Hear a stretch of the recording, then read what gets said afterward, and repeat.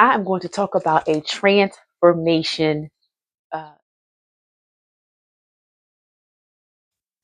Y'all was picking up my hair. I think I look like Gumby, like it's to the side. But anywho's, guys, welcome back to the channel. This is Tremaine of Tremaine Soul Style Studio. I'm so glad you have decided to join me today. So I made a toile for a dress I was making for the Baltimore Frocktails last year. Um, and I liked the toile, and I made it out of bed sheets, out of these pink bed sheets. And I was like, the toile fit. I like made it up completely. So I said, you know what? We're going to transform this from this toile to a dress that I want to wear. So just sit back, relax, and let me show you what I did. This video is about my fabric haul that I'm calling Unconventional Sheets. A friend of mine, her mom passed away, and she had a bunch of linens and sheets in her closet. And my friend knows that I sewed. She was like, you know what? I'm going to give these to Tremaine and see if she can do something with them. This is my first dyeing project. So I read those instructions a gazillion times. I got because my dress was pink, I needed the color removal. So I have the color removal, gloves, a pot, tongs, even goggles, and I made sure that the windows were open and the house was well ventilated. While the water was boiling and getting ready, I soaked the dress in water to make sure it was nice and wet and saturated. Put on my gear, a mask, my glasses, and a mask. Again, I made sure that the windows were open and I was in a well ventilated area. I mixed the color stay into the pot, and then I added the wet dress to the pot and started just making sure that was submerged. As I was rinsing the dress, I noticed that there were some areas that the dye removal process did not take.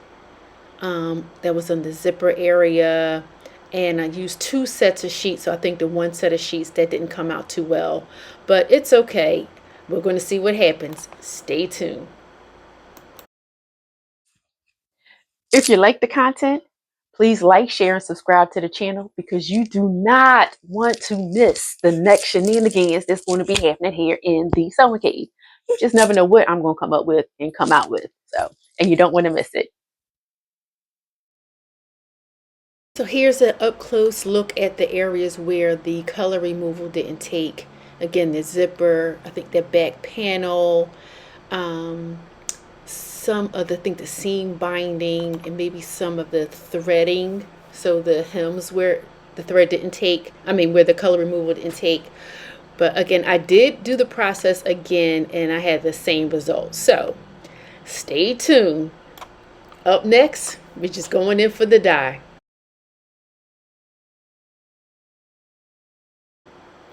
All right, this is it. I used the RIT dye in the red. I did the paper towel test, and that's where you just mix the dye in water, make like a sample, and then you just dip the paper towel in to make sure the color was what you wanted. And here you can see I have the wet dress being submerged into the red dye. Looking good, looking good. I'm getting excited. And I let that saturate and marinate, I think, for about maybe 45 minutes because I wanted to get it all nice and red. Once the dye process was completed, I did the color stay process, which is where you do this step to ensure that the color stays on the fabric and it doesn't, leave the fabric. It makes it stay. So I did that process as well, and everything is going according to the instructions. And you may be asking, why red? And it's because it was coming up to 4th of July holidays and I wanted a new dress. Well, I wanted a dress in red, and here she is out of the washing machine hanging up to dry. So here's the reveal. I'm going to just show you the dress.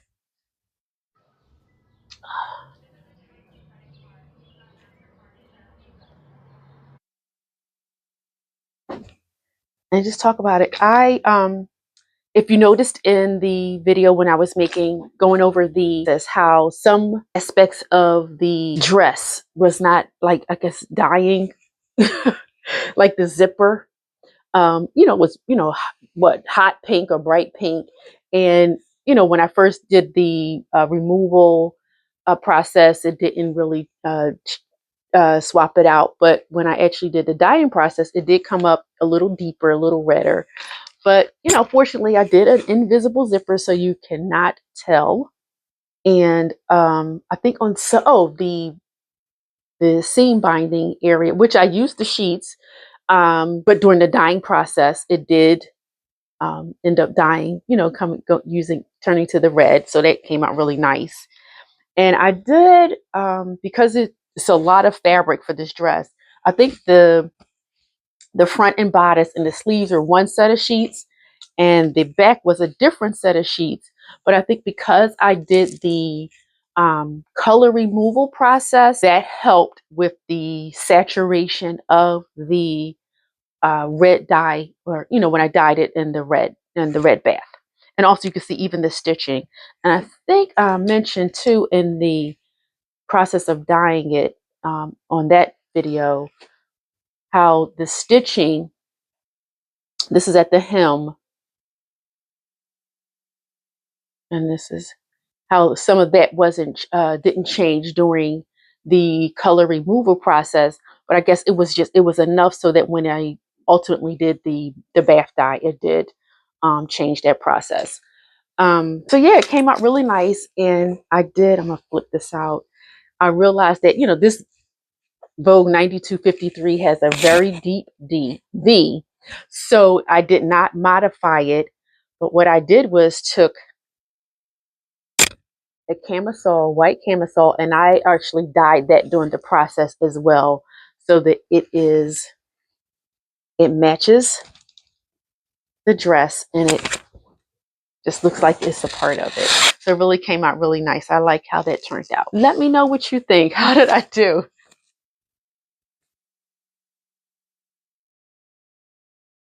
So let's just talk a little bit about dyeing. That's a skill. I'm sorry, it is a skill. And it takes time. You have to have the equipment. And I don't know if I would do it again. Maybe something smaller, like a shirt. Because it was a lot of effort and a lot of work. And you have to have a dedicated equipment to do it, because of course you don't want to use utensils and your pots and things that you would use for feeding yourself or your family. I'm very happy with how that turned out. I am glad that I did it, because I had been wanting to do a dye project and I just had not done it. So I am glad about that. And it's holiday season, so she will be getting worn during this July 4th holiday season, because we have that Make It in America celebration that goes on here in Philadelphia, for like 2 weeks leading up until 4th of July. So I actually have a new outfit to wear for that.